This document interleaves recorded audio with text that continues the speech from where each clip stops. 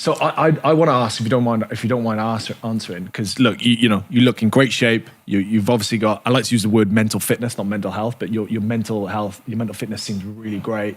Got all yourself together. When Jay breaks, if he does break, what do you do? Like, for me, it's like, okay, if I break, I won't go to the gym and I'll eat shit food. Like, and then I go, okay, I've done that one day. The next day, I have to make sure I work harder and I won't eat shit food. Is there a moment that you do break? Yeah. So, firstly, pity parties are always good.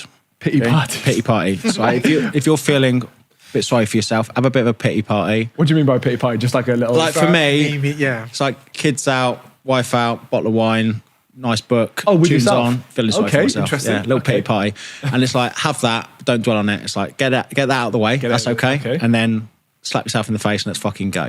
Okay, so it's okay to feel sorry for yourself for a little bit, just not all the fucking time. Not all the time, yeah. So I'll give it a name. It's Jay's pity party. Okay. You say that to my wife, Anna. I was like, I need a pity party. So do you dress up as well? Yeah. Smoking jacket. But I think I think it's important though. It really is. Okay. At the same time, once again, it comes back to what I was saying, life's very counterintuitive. If I'm in a bad place, I ask myself the question, how much sleep am I getting? What's my food like? Okay. How much time am I spending with family and friends? It's this health, wealth, productivity, connectivity. It's a simple score, but if I'm scoring low on things for multiple days in a row, I know that needs to become more of a priority. Right. And once again, it's this common sense isn't common practice. A lot of people want a solution without fixing the simple things. Because if you get 8 hours sleep, if you drink plenty of water, if you go for a run, 3 or 4 times a week, lift some fucking weights, write down your thoughts, be a mate. Honestly, do that for a month and tell me how you feel. Yeah. Yeah. Do you not feel 1,000,000% better? And how does, because I've been doing this a lot recently and I love it and I know you do it. How does the cold therapy come into that? I fucking love it. Fuck it, mate. It's the best, isn't it? Yeah. It is a game. It's like an absolute game changer. 100%. And I delve really deep. I've delved really deep into it because I've seen your videos of you saying, I'm up at 4 or 5 o'clock in the morning, you're doing that cold plunge straight away. Yeah, 100%. And people say, what's the benefits? And firstly, my response is always there's 2 types of people, those who want to know the benefits before doing something and those who do something to see the benefit. Yeah. And I'm like, well, I could tell you, but go and do it. Go and feel it. Yeah, go and do it for 30 days. And you're not going to enjoy the first 10 or 15. Good experience. In fact, I'm 3 years into my journey. I still fucking hate it. Even today, I was like, stop being a fucking pussy and get the fuck in there. And for me, it's not the physiological benefits, which there are, it's the psychological. I always say discipline is a muscle that needs to be trained. And one of the reasons that people procrastinate and don't do things is because they're waiting for a good feeling in order to do it. They're waiting to be motivated to do stuff. That dopamine hit, yeah. And motivation is doing things when you feel like doing it. If you rely on motivation to get stuff done, you ain't going to get fuck all done. Discipline is doing things regardless of how you feel. Now, the difference between discipline and motivation is that motivation, you get the feeling before you do stuff, and discipline, you get the feeling once you've done stuff. That's great. That's a really good... So for me, it's understanding that I've yet to meet anyone on the planet with a smile on the face walking into cold water, apart from maybe Wim Hof. But even he says he fucking hates the cold. And at the same time, I don't see anybody getting out of cold water with a sad face. It's true. Yeah. At the same time, I don't see many happy faces walking in the gym, but I see lots of happy faces walking out.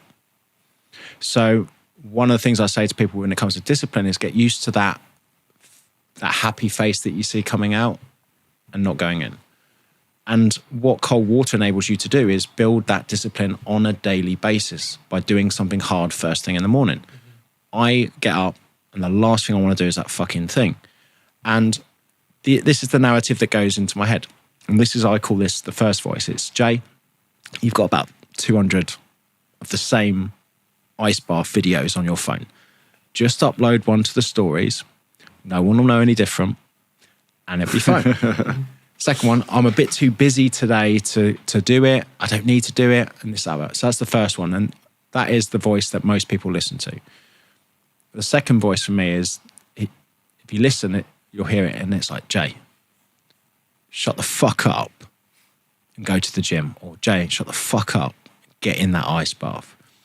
That's the voice of discipline. Yeah, that's true. Okay, that first voice, everyone has it. And I say to people, look, I go through exactly the same thoughts as everybody else. I'm no different to anybody else. It's just I don't choose to listen to them.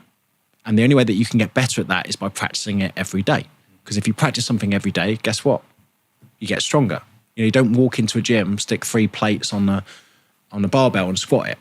Okay, it'll break you.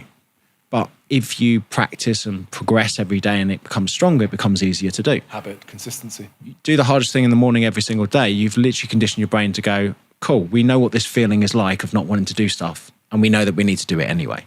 Yeah. And anything else for the rest of the day that I'm procrastinating to do, I'm like, you jumped in a fucking ice bath at 6 a.m.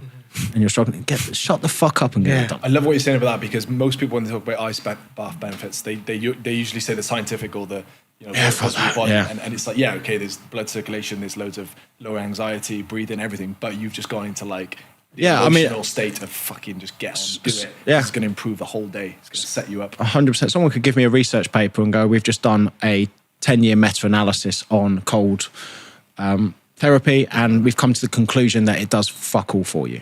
Right. Cool. I'm still doing it tomorrow. Because who gives a fuck? A lot of people want a paper. Once again, it's like, I want to see the benefits before I do it. And if you waited most of the time to see a benefit before doing stuff, it's too fucking late. Keep waiting. Because a lot of the time, there's been studies, like 20, 30-year studies that are only just coming out now to say, oh yeah, that stuff is really good. There's just been a 20-year study for Alzheimer's that they did a study on cold water swimmers that it can, reduce, there's a certain protein in the brain which can reduce the effects of Alzheimer's as you get older. Cold protein shocks, I think. Yeah, something like that. And it's just like, cool. That took 20 years to discover. So imagine if you're 20 years before, I'm just going to wait for that paper to come out before I start cold water swimming. And then it's too fucking late. It's never going to happen, yeah. So this is why your own anecdotal evidence can be important, because if it makes you feel better when you do it, keep fucking doing it. Exactly. And you mentioned earlier about your brain, like, tricking your brain. Your brain sometimes is... I'm a big believer. If you tell your brain something's good for you, it's probably good for you. Like, something that's easy to do, like just to lounge around and do nothing, has like long-term, bad negative side effects. Whereas something that's harder to do initially at the beginning has then longer-term benefits. And hard things, easy life. Easy things, hard life. Yeah. It's a simple kind of quote that I use all the time, and whenever I'm not doing stuff, I always say, well, hard things, easy life.